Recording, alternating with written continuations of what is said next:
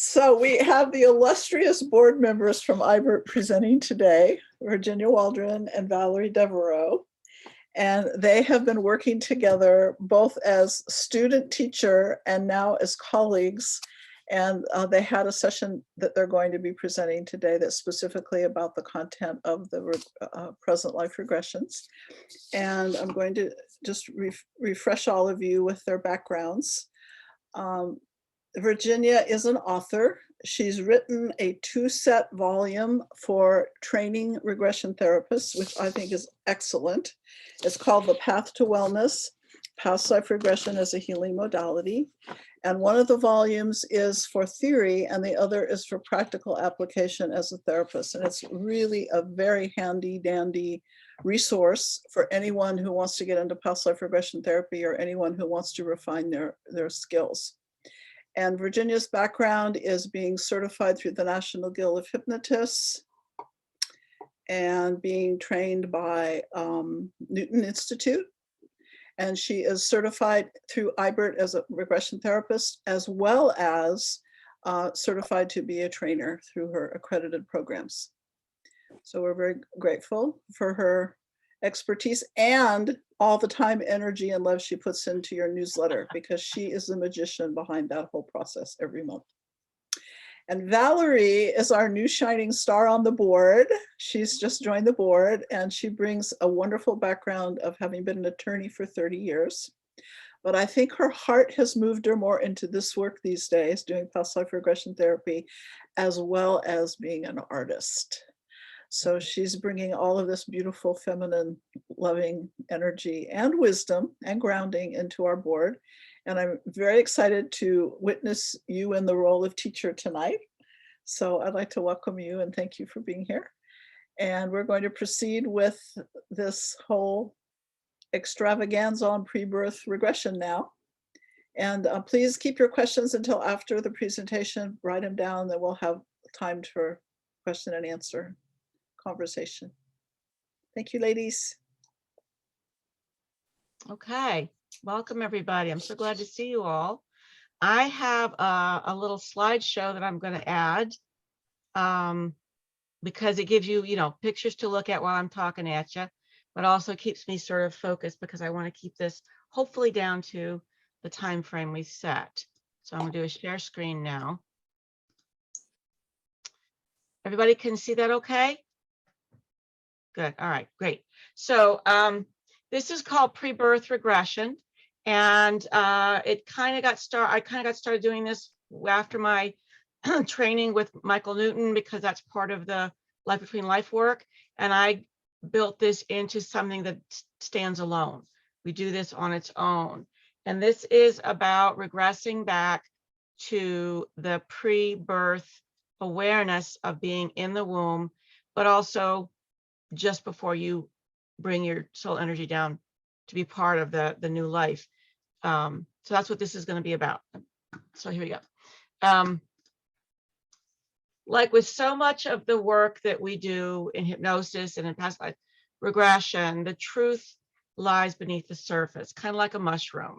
What you see on the surface is the most obvious and appears to be separate from the rest of the whole being, but what lies beneath the surface is the core of the being, and it's much bigger than it might appear.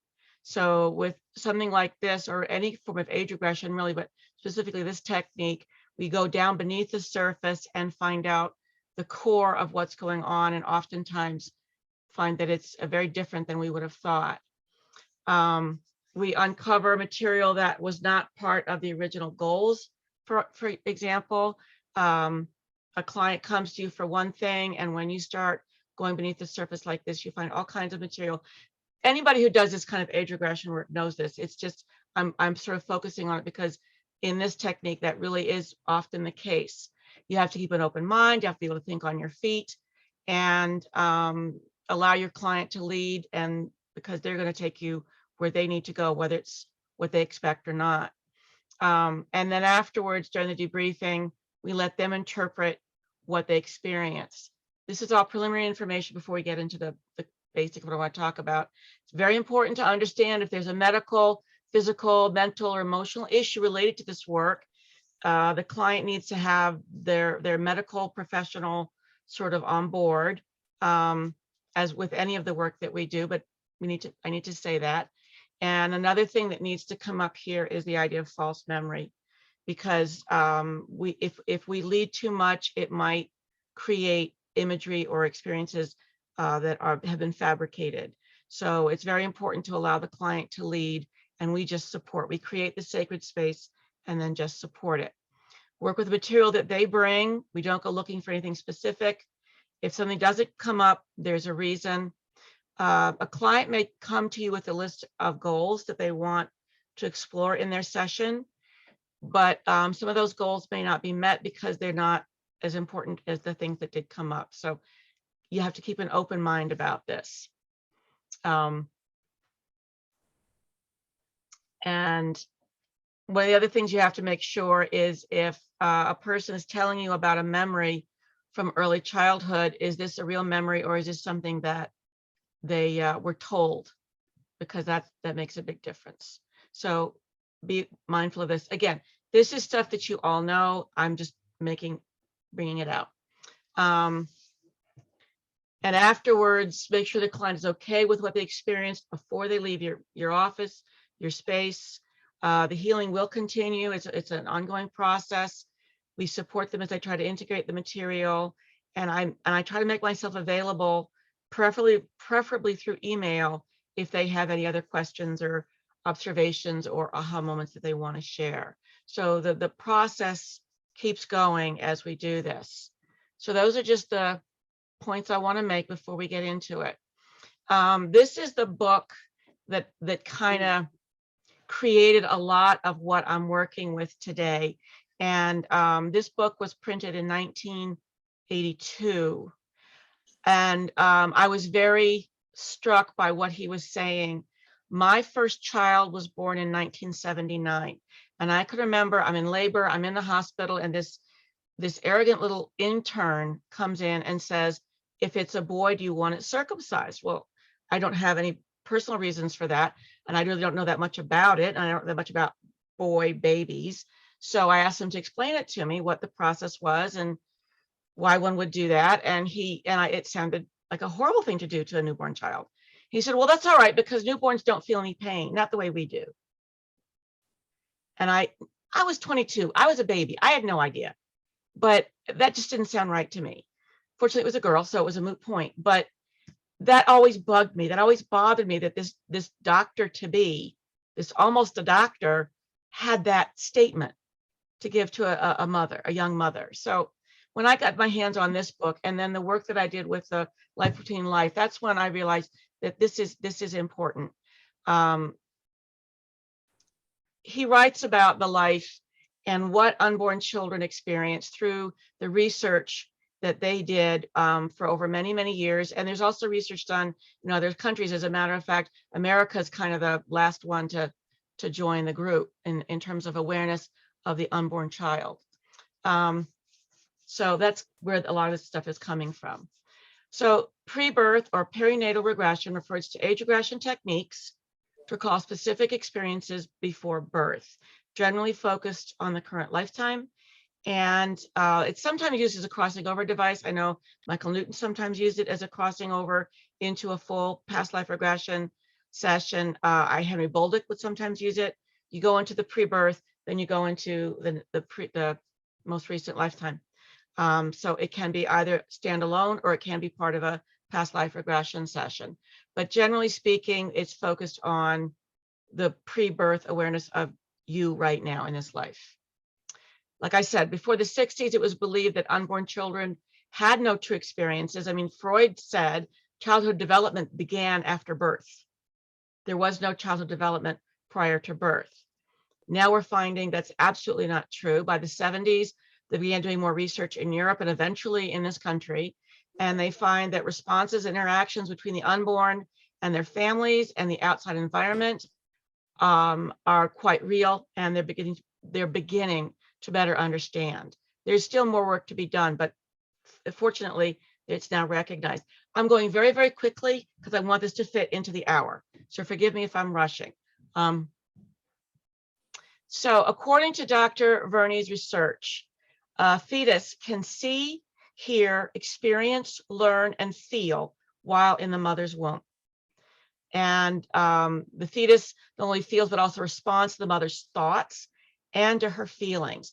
No pressure here, ladies, but our intention, our moods, our thoughts and feelings while we're carrying this little human being inside us affects the fetus in ways that are really quite surprising. The fetus can hear and respond to music and sounds around the mother's body.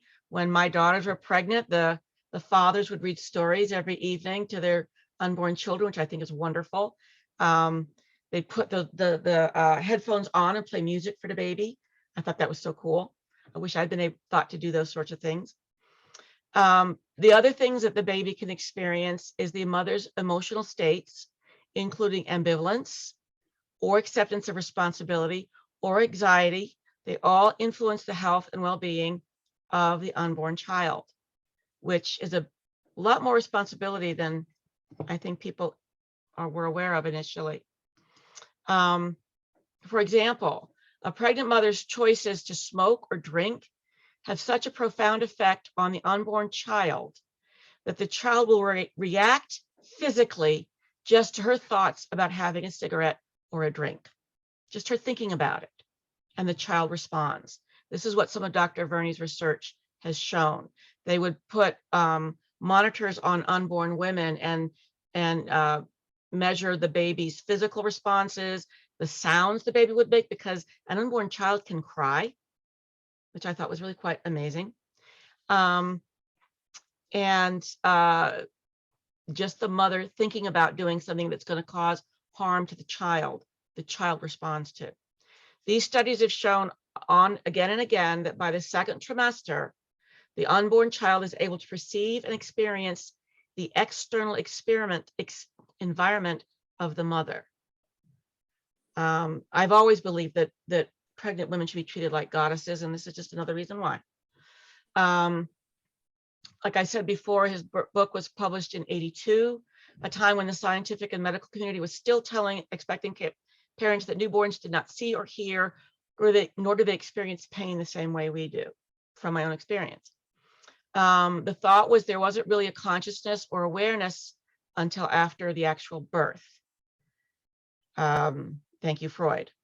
Since then, more studies and more productive focus on the life of the unborn child have shown that the child's experiences are rich and full and layered with nuance and responses to the choices and actions of their mothers, as well as the mother's own experiences and feelings and the people around the mother.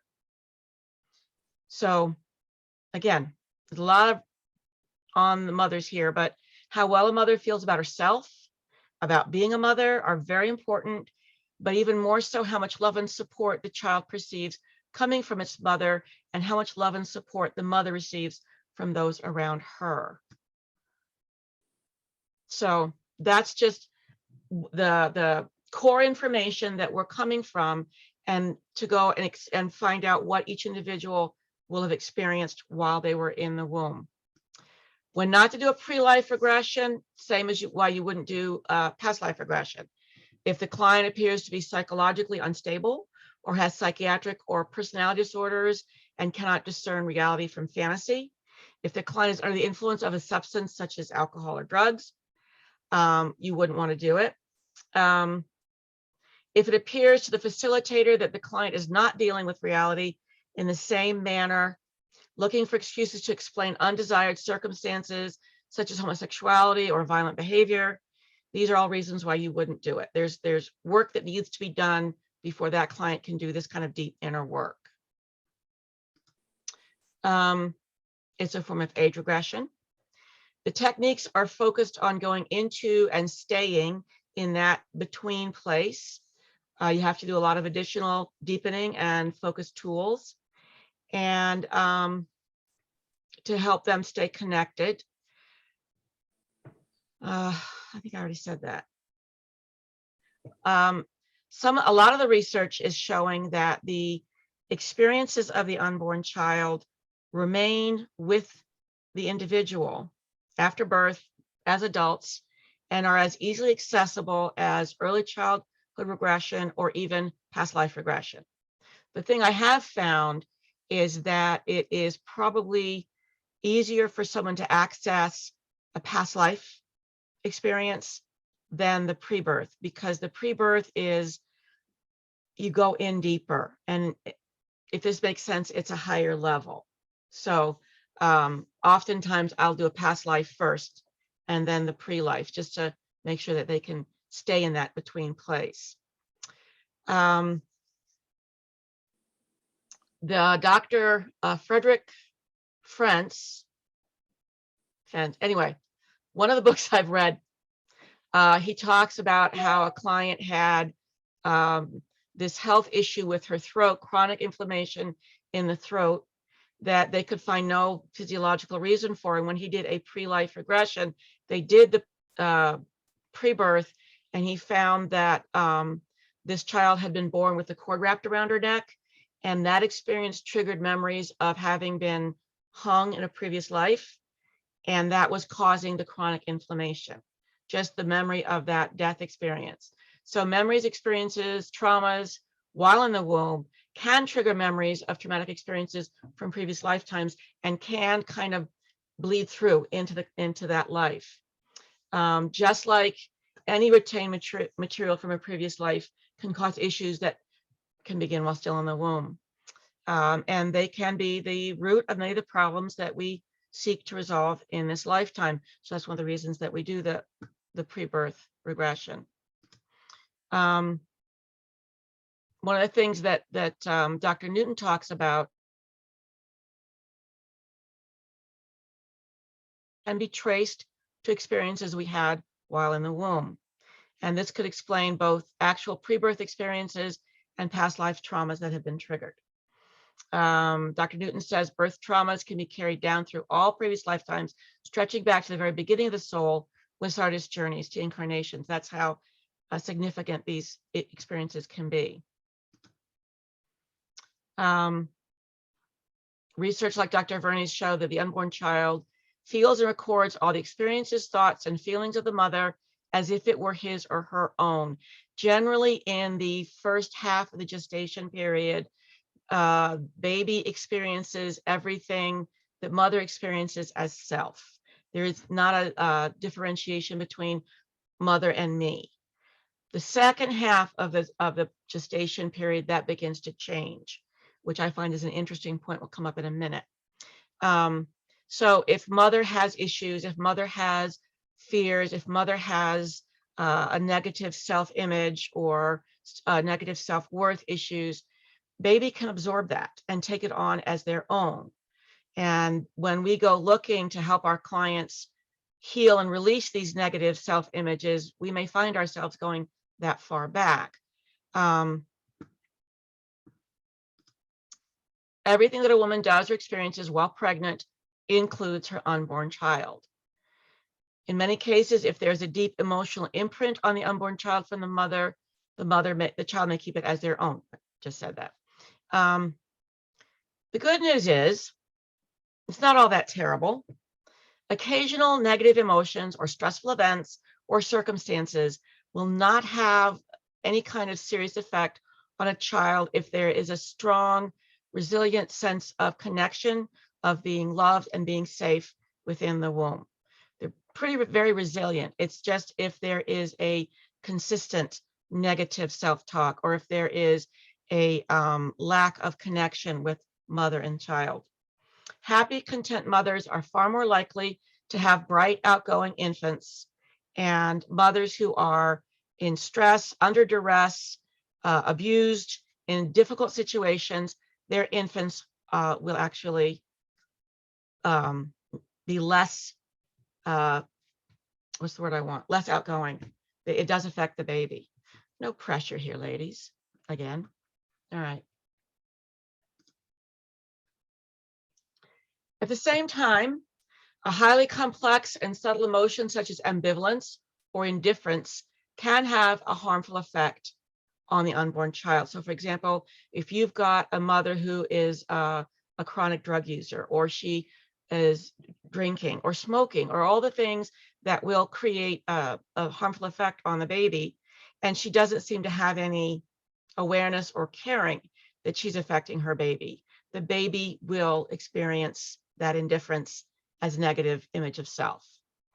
While there's no physiological connection, just the feelings that are not of the body, but they affect the body and mind of the unborn fetus. This is what Dr. Fernie calls sympathetic communication. So even though it's feelings, which are not physically in the body, they do affect the body of the baby. The true danger is if the child feels shut off from the mother, if the mother is always unhappy or rejects her unborn child or her role as mother, or when the child's physical and psychological needs are consistently unmet. That's when there's going to be some challenges for the child after birth.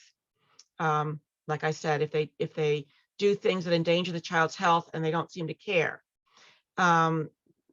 This mother's child might experience a lack of support and bonding that he or she needs to grow strong and resilient within the womb, and that's going to show. And these might be the people that come to us. These might be the people who have these deep-seated feelings of, I'm not worthy, I don't deserve, no one really wanted me, and we're trying to find the core source. You might find yourself going all the way back into the womb and realizing where it's coming from. Again, this shows that the world of the unborn is full of sound, light, and emotion. And whatever the mother experiences, the baby experiences. I'm repeating myself. This is what I've already said. I have an example here to share with you. I had a client many years ago. He was in his 60s, and his issue was he always felt that he was not worthy of being loved. He knew he was adopted, and he had been told he said, I had very loving adoptive parents. I had a sister who was also adopted. It was a very happy home, but I never felt as if I was worthy of being loved. And he had been told by his adoptive family that his mother couldn't be bothered to sign the adoption papers for 5 weeks. So it took 5 weeks for the adoption to go through. So he figured, that's how much she didn't care. So we did the pre-birth, and he went into the womb awareness. And what he experienced was the fact that, and information that he didn't have. His mother was 16 years old and got pregnant. And more than 60 years ago, you can imagine what a teenage girl would have been treated, how she would have been treated, right, by the adults. She insisted that she wanted to keep her child, that she loved her child, and she didn't want to give it up. And her family refused to allow that to happen. So when she went into labor, she was completely drugged, totally unaware. And the baby was born and taken. And for 5 weeks, she fought signing the adoption papers because she did not want to give up her child. And he had a vision, a memory of seeing from the little cot in the nursery, his mother's face in those big glass windows that they look through, and mother is crying. And there's a doctor next to her with a clipboard, and he's talking at her and pushing the clipboard at her. And she finally gave up and signed it. And he was adopted. So the truth was that she did love him, and she wanted to keep him. And just having that knowledge changed his whole attitude about himself, his whole awareness of himself. So having that kind of experience can be very healing and transformative. Another example is if a woman is heavily drugged during the birthing process, which several generations ago, so many of them were, and she's not present at the birth, the child may find it difficult to overcome the lack of that very important initial emotion bonding with its mother. Now, if the bonding was already there pre-birth, it's fine. They'll be fine. If there was already that loving connection with the baby, and the birthing is difficult, because sometimes it is, there is still that love, and the bonding will take place, just might be a little bit delayed, and everyone will be fine. But if there are other circumstances, and that is part of it, it could be a challenge. Generally speaking, there is such a clear emotional connection between the unborn child and the mother. And this occurs even outside of the birthing room. So it will be there. It just might be a little more of a challenge. And this is the kind of stuff that we explore in this sort of recall. If there was, for example, a miscarriage or an abortion, these experiences are not so much about the child. Those, you know, the idea that we create our own life, we create our own life path, and that will include these kinds of very personal and intimate experiences. And there's a reason for them. Why would a woman go through a miscarriage or a stillbirth or an abortion? She has her own reasons and her own story and her own work to do. Each lifetime has its own lessons, its own work for our own growth and learning. And if a client has had a miscarriage, or if a client's had a miscarriage or an abortion or a stillbirth, they are still in need of the healing and the best work that we can give them. It's not our place to make decisions or choices for them. But if there has been a miscarriage or an abortion or a stillbirth prior to the pregnancy, that actually will affect both the mother and the unborn child, because of the emotional impact and the psychological impact of any of those experiences. It's going to affect the mother, and that's going to affect the child. In my experience, when I've worked with clients who've had those sorts of miscarriage or an abortion, most often there is no soul energy involved, because that pregnancy was never meant to go to term. It is for the mother to experience that sort of thing for what she needs to learn from it. My own experience, 2 miscarriages, and I needed to find out the reason for that. And the reason was I needed to learn how to experience grief and to express grief openly, which our culture does not support really. So there was no soul energy involved with those 2 pregnancies. But it did affect the next one and my feelings and my anxiety following with the following pregnancies. Like I said, there are leftover emotions that can affect both the mother and the child, and how the mother feels about herself and about being pregnant. But again, this is all part of the contract between the mother and the child for this lifetime to learn and heal each other. It's very personal. It's an individual choice, and it's very much part of the life planning. So Dr. Newton writes about pre-birth regression. Pre-birth memory and recall provides a great deal of information about the levels of experience and development this particular soul brings to their human experience, and the manner in which a client describes being in the womb, how they made the connections to the mother as well as the unborn child, their perceptions about the environment they find themselves in. This all brings additional information and guidance about that individual client and their own higher levels of consciousness. It's a vast source of information, he says, about the kind of spiritual journey the individual is capable of, and guidance into their current life circumstances, which is why he likes to include the pre-birth regression as part of an LBL session. I think there's so much information there that we do. It's an excellent standalone. We're just going to go blow right through that one. Once the client is in a deep enough state, a good place I find to begin utero awareness is the sound of the mother's heartbeat. That is just a very prevalent part of an unborn child's environment, that constant heartbeat. So this is a good place to begin with the questions about the way in which they introduced their soul energy to the unborn baby. And these give you some guideline information on how to continue the session. It's very important to be aware of how the soul energy of the unborn child connects to the mother's energy. And this will give you an idea of the kind of relationship mother and child are going to have. I'm going to blow right past that one too. So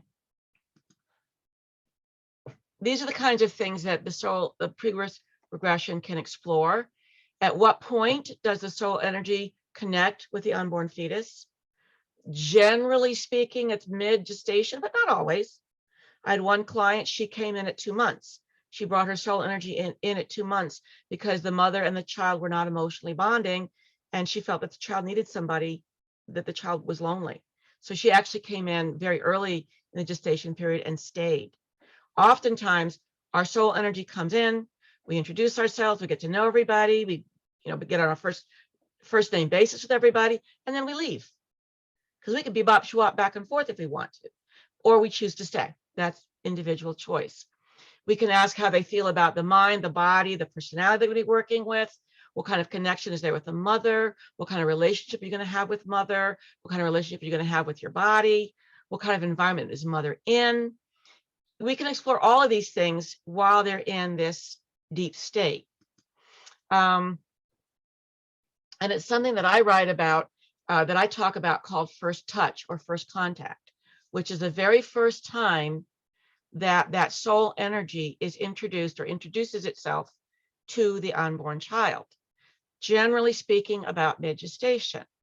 What's interesting I found this very interesting, is Dr. Verney writes in his book that the unborn child's sense of self, the beginning of what he calls true ego development, begins around the middle of the second trimester, about the same time that the soul energy joins the party. I just find that an interesting coincidence, that baby starts responding more individually, less motivated by what mom is doing, but more individually to the stimuli and things that are going on. About the same time, the soul energy joins. I just thought that was an interesting observation. If the intention is to move further back to past life or intra-life recall, that's the wrong word, pre-birth memories can be an effective and natural bridge. Like I said, Newton does it. Henry Bolduc would do it. A lot of practitioners do it. If the intention is just the womb regression or pre-birth regression, the client will move forward to the birth itself to explore their role in the actual birthing. For example, what does it feel like to be born? How do you know when it is time for the birthing to begin? I remember being told that the birthing process is started by the baby, not the mother's body, but the baby's body. When the baby's body moves down and the head engages, that's when the mother's body sends all those lovely hormones around to say, here we go, let's start the contractions. The baby determines when it's going to get born. How do you know that? How do you determine that? What does it feel like? Did you stay inside that unborn child throughout the process, or did you wait outside and, till the baby was actually born? Different answers. And what was it like to go into that wonderful bonding? The very first time you looked in your mother's eyes, what did you experience? The very first time you looked into your father's eyes, what did you experience? You can explore those things. Again, the first touch is where the information really starts to get solid and interesting. How do you feel about this body? How do you feel about the life that you're beginning? What are you picking up from mother? What is mother's sense of self? What is mother's feelings about being a mother? And that can give you a lot of understanding about what the client is bringing into their session with you. Once all of this information becomes part of the conscious mind's awareness, the client can then integrate their own childhood experiences and relationships growing up. The missing pieces can be put back, and the true healing, if that's what we're looking for, can take place. The first and most vital relationship is with mother. If we know the root source of that relationship, if we understand that relationship from a very intimate perspective, we gain so much more insight about ourselves and about the life path that we're living. So now I'm going to talk a little bit about the process itself. Okay, I think we can do this.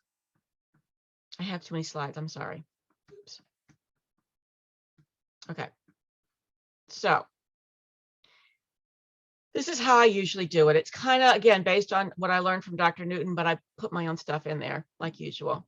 So during the pre-talk, when you're talking about the goals and you're setting up the session, you ask for 4 or 5 experiences from their early years, starting like 10 years ago, depending on how old your client is, early college, high school, early childhood, preschool to grammar school, and then their earliest memories. I ask for positive memories. I don't necessarily want to do age regression work here. I want to get moments in their life to kind of as road signs. So I write them down and I use their words and phrases as much as possible. 10 years ago, what did you experience on this date? When that made you happy, that made you feel good about yourself. Let's go back to an early teens, high school, a positive memory from high school that made you feel good about yourself. That can be very challenging for some people because high school is very challenging for some people. We go back to early childhood, maybe preschool or 1st or 2nd grade. Again, something positive, something that made you feel good about yourself, and then your earliest memory. And they may just be impressions, but the earliest memory that you have. This is all from their conscious mind while you're just talking, doing your intake. Okay. And then we create safe place. And I always use safe place when I do age regression. It's very important because it's a place that you can allow them to go or guide them into if there is a problem. And you need to have like that safety. So I always ask them to tell me about a place that they feel good about, that it could be real or imaginary, where they feel safe and peaceful and it's beautiful and perfect for them. And I write all their words down. I take their words as the core description. Once they are in a medium trance state, using their words as much as possible, I ask them to imagine that they are in this place, their safe place, their sanctuary. I try to bring in as many of the senses as I can. So I paint as much of the picture as possible so that they can really engage with the imagery. And then I anchor them in safe place 3 times. It's important that if at any point, no matter what's happening and no matter what they're experiencing, if I say return to safe place, instantly, automatically, they go right back there. So that if a client gets really upset or hysterical or something gets a little bit challenging or overwhelming, I take them out of it and put them in safe place.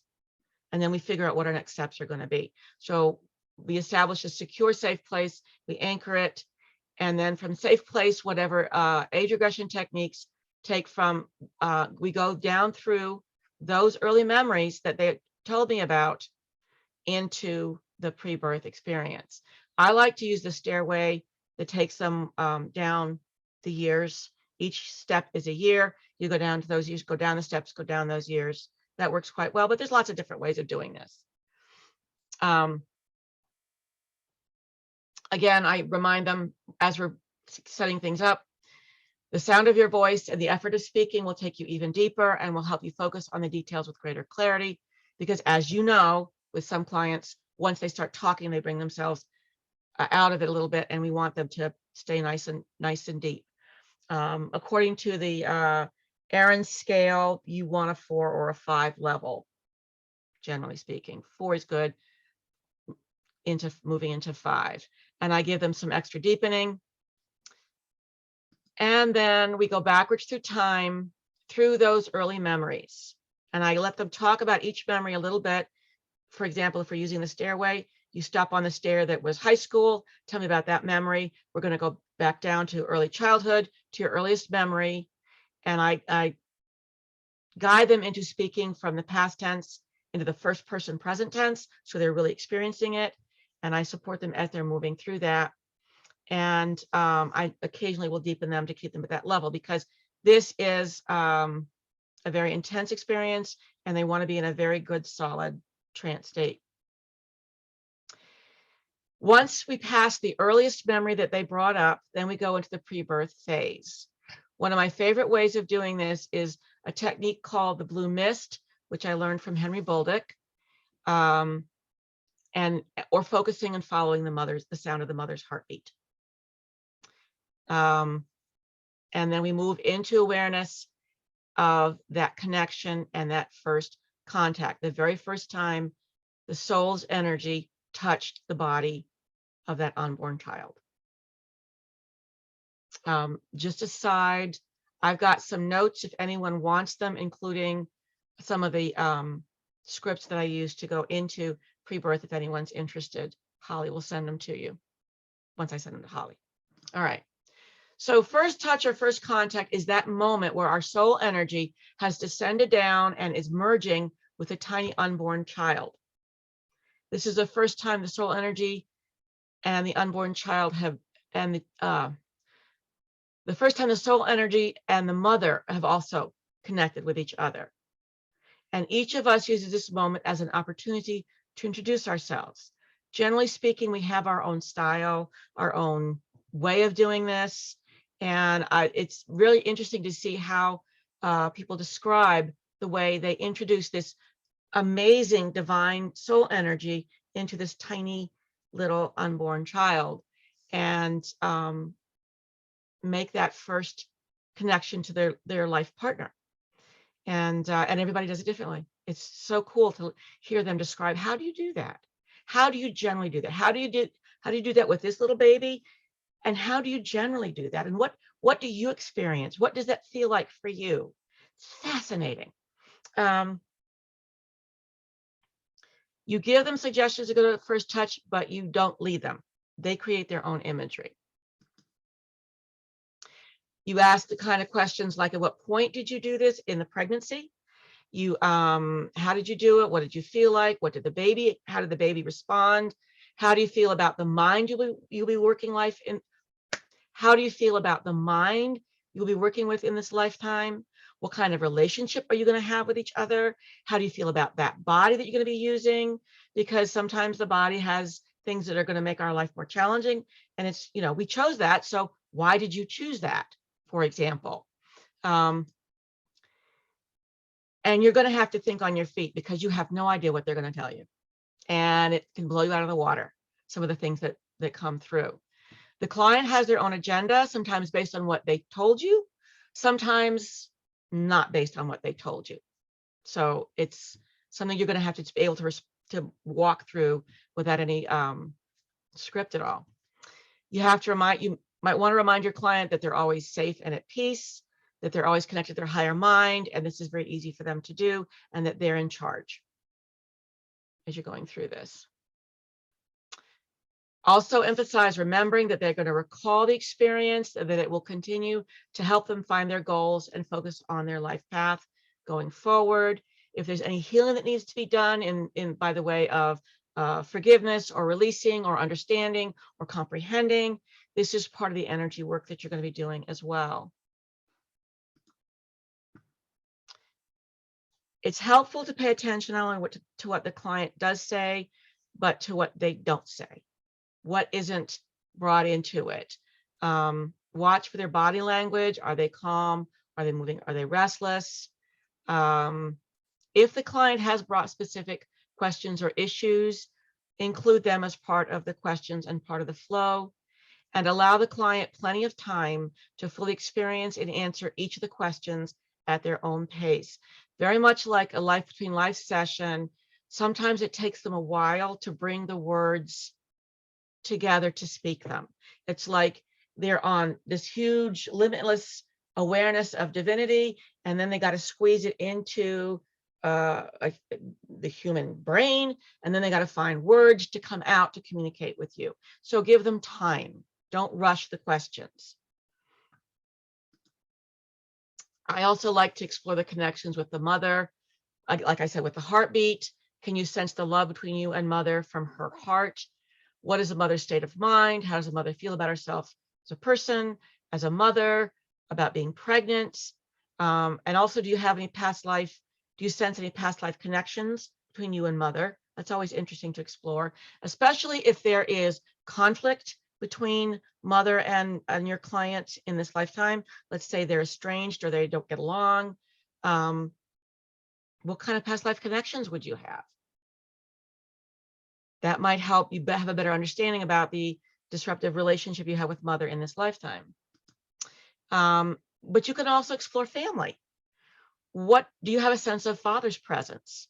Do you have any sense of other family members around mother and you, or is mother alone? What kind of family are you being born into? And what kind of relationship does mother have with father and with the others around her?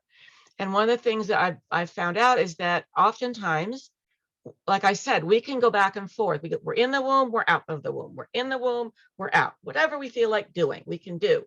But a lot of times when we're not residing in the womb, we're actually hanging around, getting a feeling for the family, the environment. What kind of relationship are these people bringing you into, that kind of thing. We can experience that and get familiar with the family that we're going to come live with.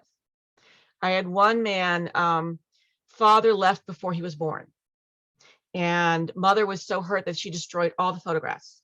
So growing up, he never saw his father. He did not know what his father looked like. Mother wouldn't talk about it, and there was no other family. It was mother and him growing up.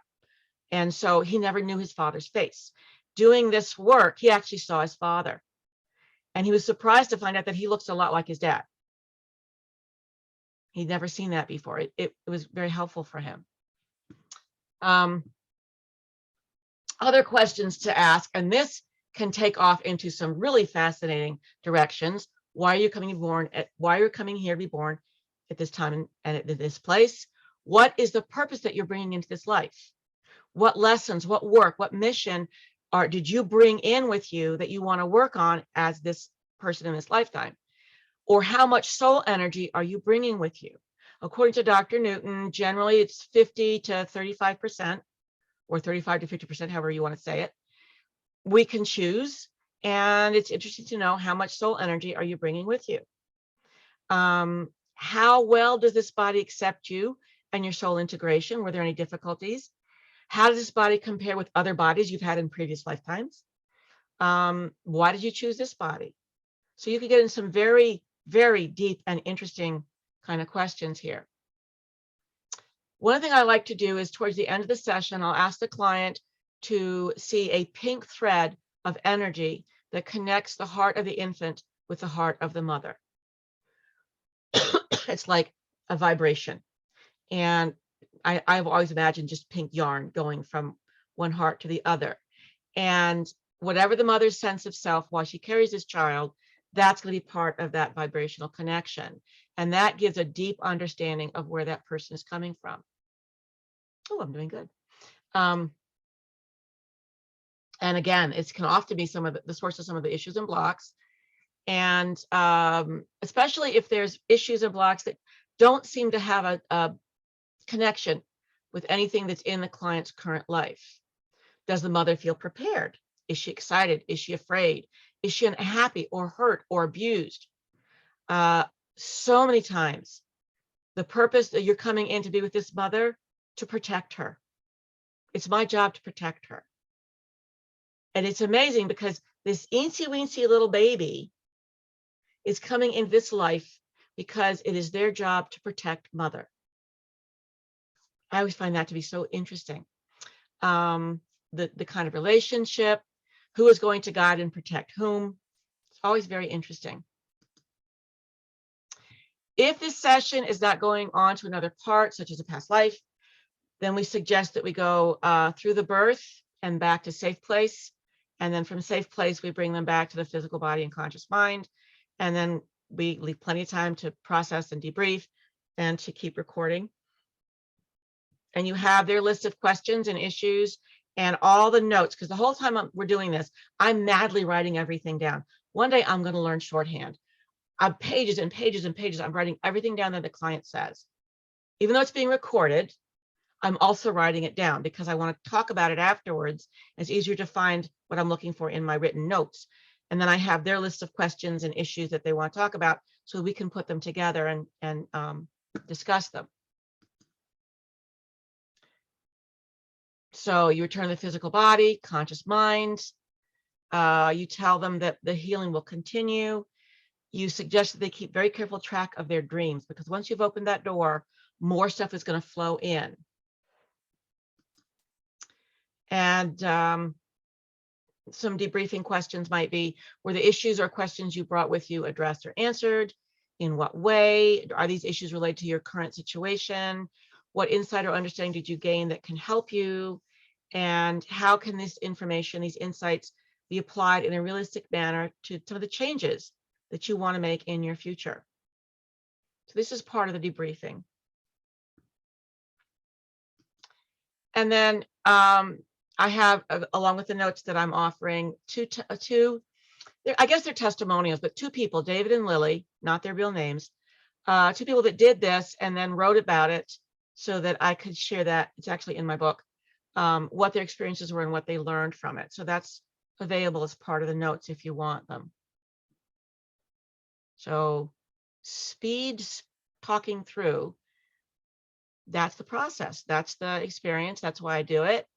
So yeah, there it is.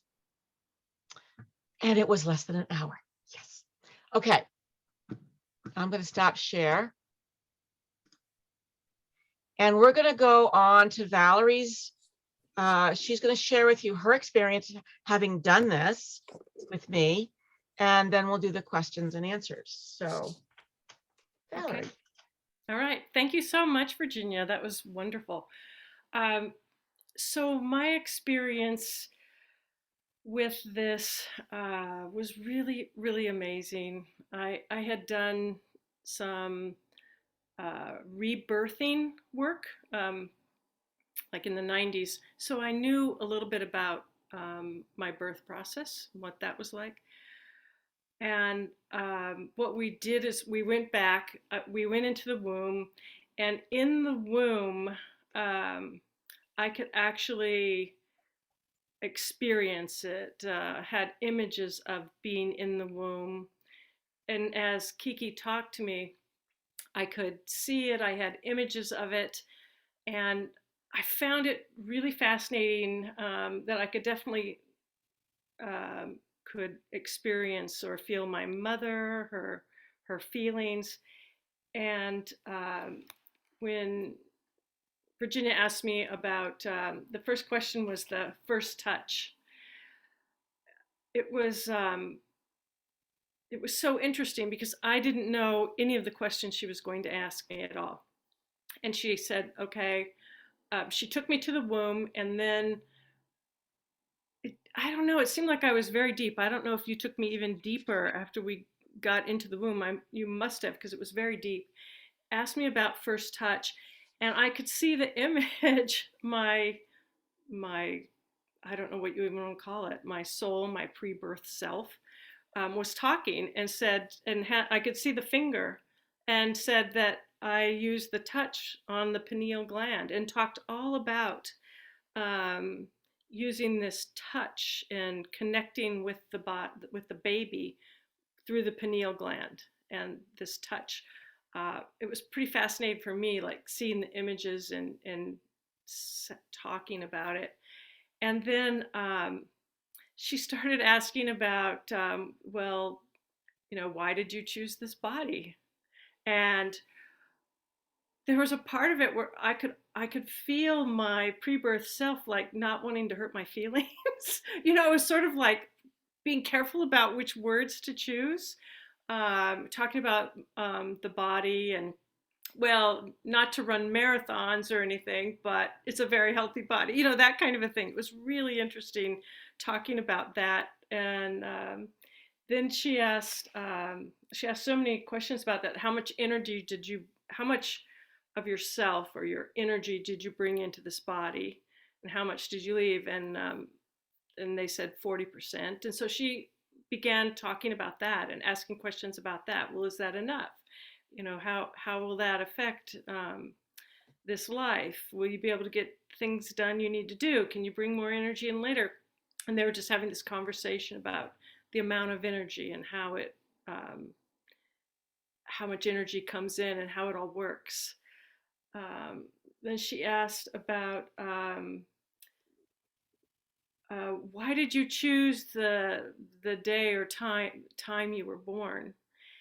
which was really fascinating. I was born like right after midnight, and my self starts talking about the mariner, how I have a lot of mariner energy, and so it has to do with the mariner and the stars and understanding the stars and the North Star, all this stuff about the mariner, which was really fascinating to me. I had no idea about any of that. And she talked about the purpose, and we talked about one of the themes was justice, and that I have all these lives and themes around justice and justice issues. So there was a conversation about that, about um, justice, and then there were other questions, and then she moved me toward the birth, and we moved toward the birth, and I could definitely feel my mother's like insecurities or fears around it. I could feel her thoughts, her fears, her worry about it. And then my mother was heavily drugged, given gas. They gave them ether back then. So she was like completely out. And it was, I could, I talked about how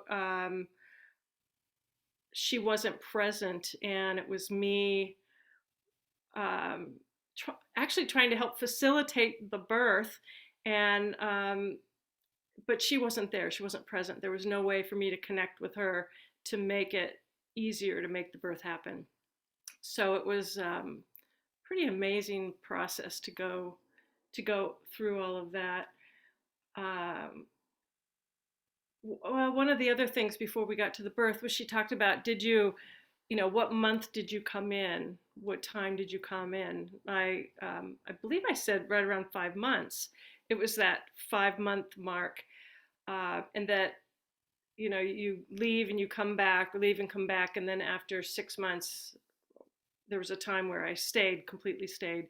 But during the birth process, it was kind of going in and out, and I could see the process from being of um, outside of the womb, and then I could also see the process from being inside.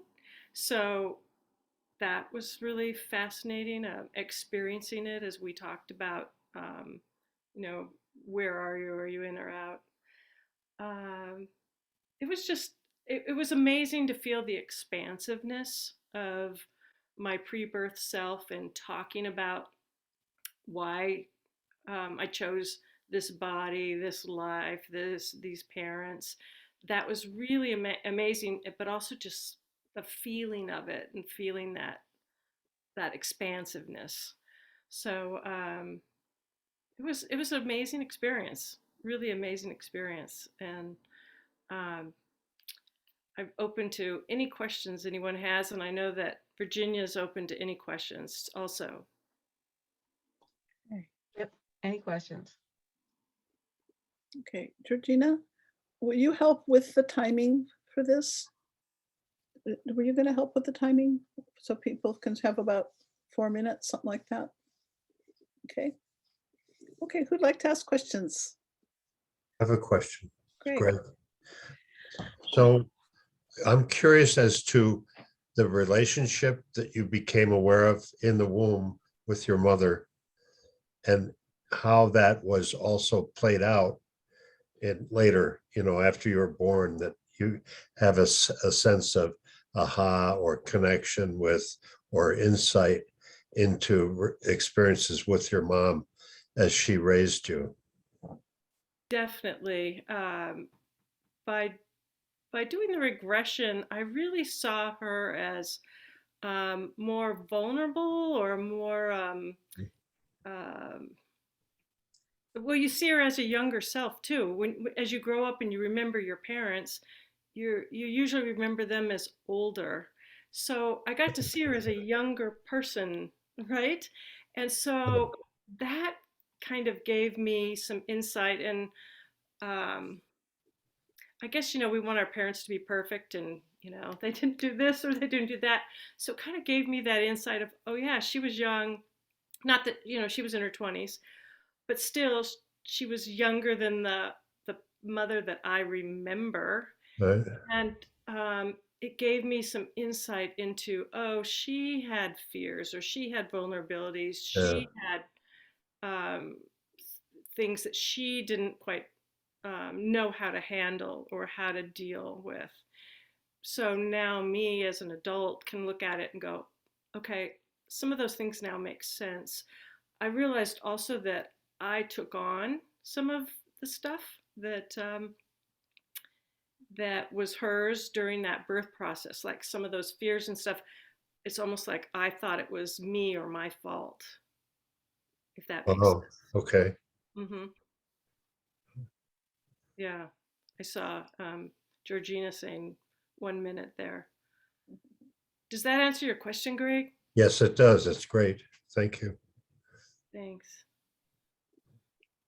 Other questions or comments? Georgina? Your mic's not on.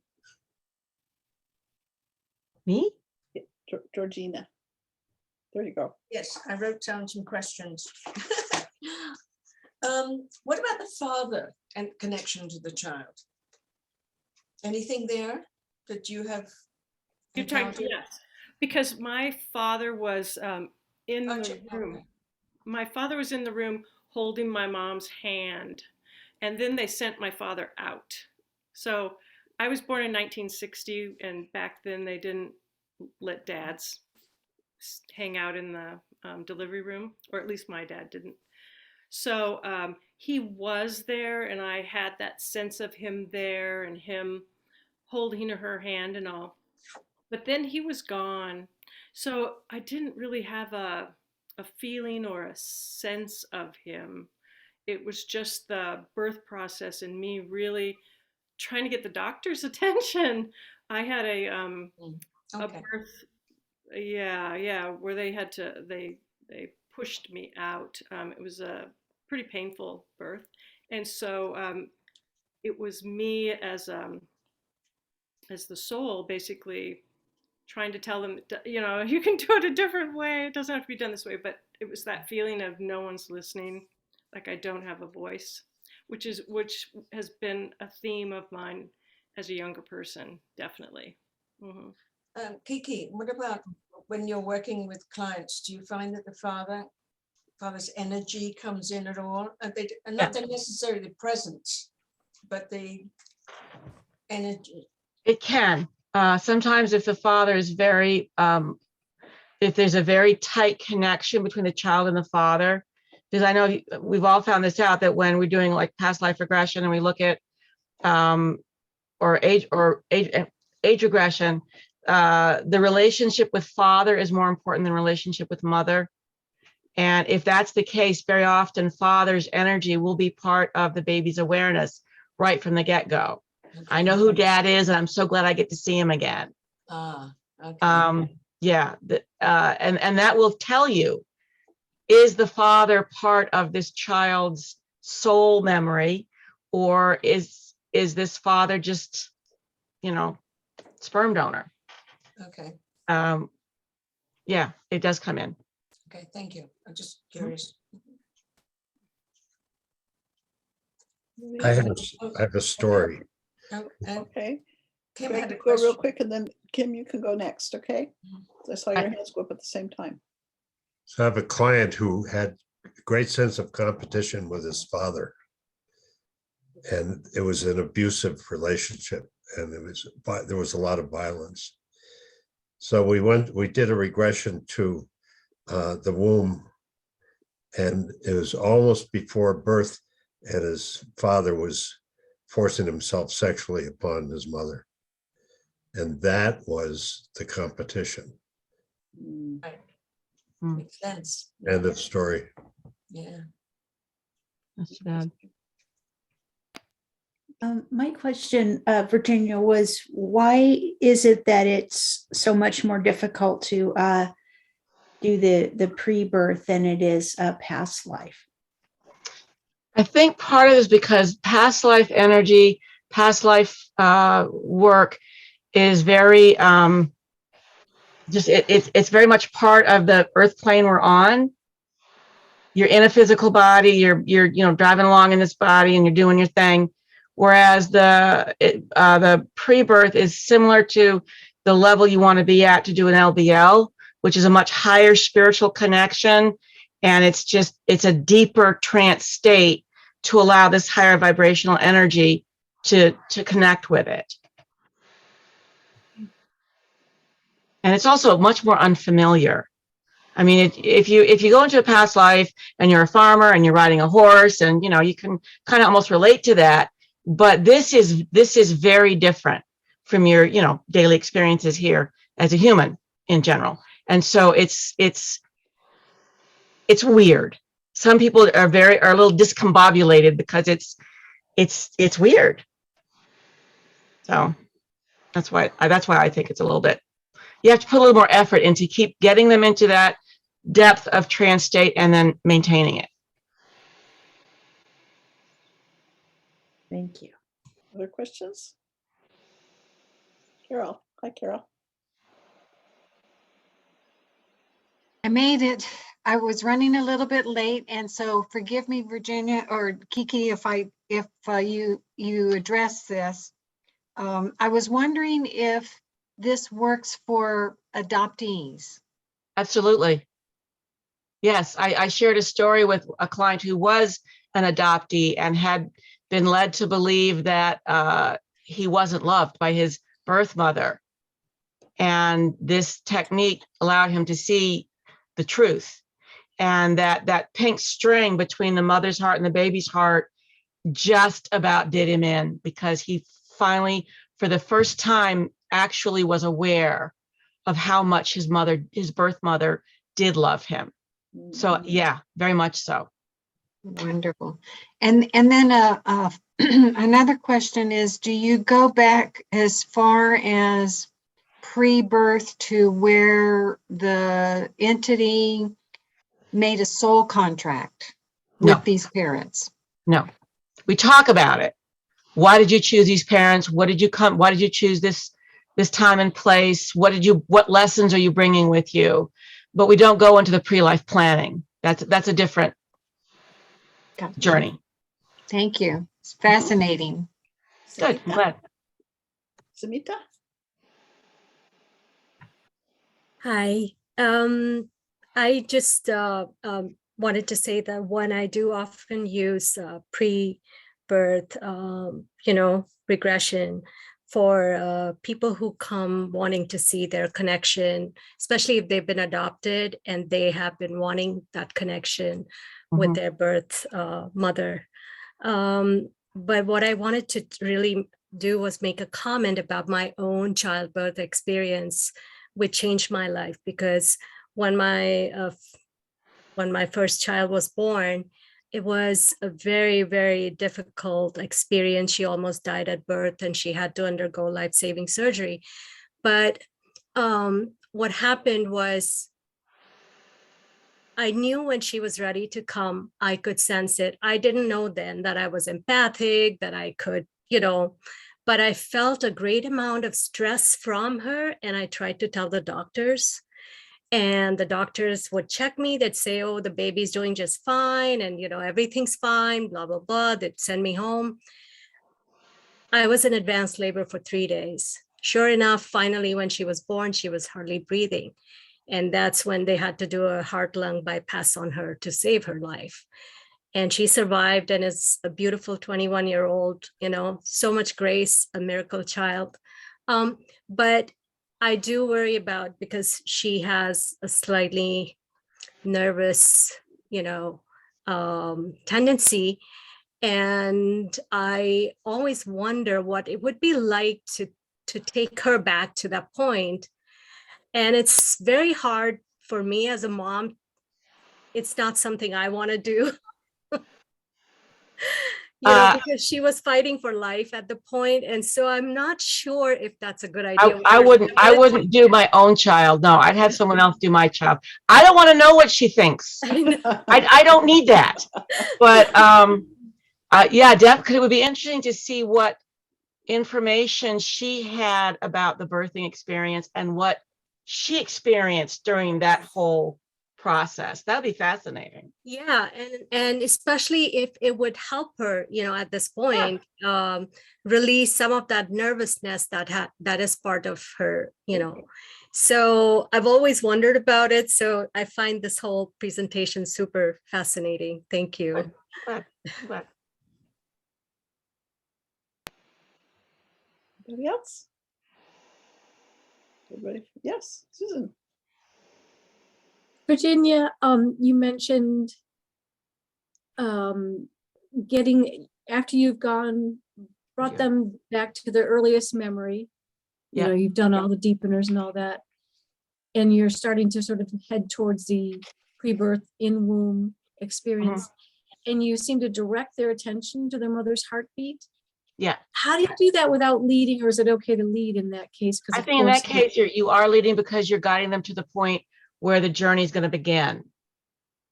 It's like when you're doing a past life regression, my technique is I take them across a bridge, right? I taught you that one. So there's a bridge in front of you and there's a guardian in front of the bridge. As you approach the bridge, that's leading. Yes, I'm telling you, there is a bridge and we're going to cross that bridge, but that's where the journey begins. So when we go to the first touch, when we go through the blue mist into that space of you are bringing your energy to where you can begin this next life. That's just now the journey begins. Here we go. So yeah. And a second question I had for you, or maybe anybody, what would you do with a client who insists on having a door opening for their final before, the past life begins, or in this case, before the womb begins? Any thoughts on how you would? They want a door, like they want the act of going through a door. Well, if I know that ahead of time, we go through a door. Okay, yeah, there's no big deal. Yeah. It could be a round door like a hobbit hole, or it could be a curtain you push aside, or whatever they want it to be. Okay, thank you. Anybody else? I have another newbie question. When you do the heartbeat, do you ever use auditory or as a guide in kind of the sound of heartbeat? No. No, I don't. I use music, but I would never have used. So I'll tell you the story about how I got to the heartbeat thing. I have a pre-birth memory. I didn't know what it was initially. It was a sense of being surrounded by my mother, knowing I was safe and loved, and there was this sound right above my head. And I've had that ever since whatever.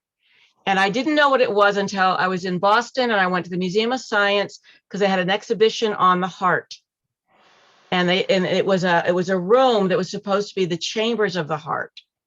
And you go into the heart and all around you is that heartbeat.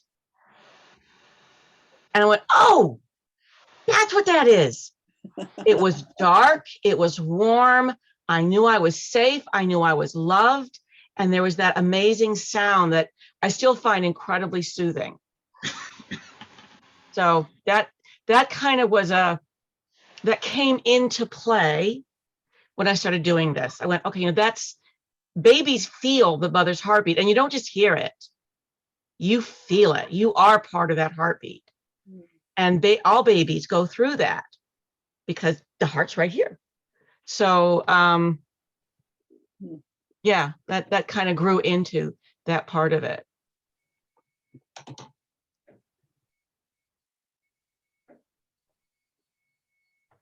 One more question?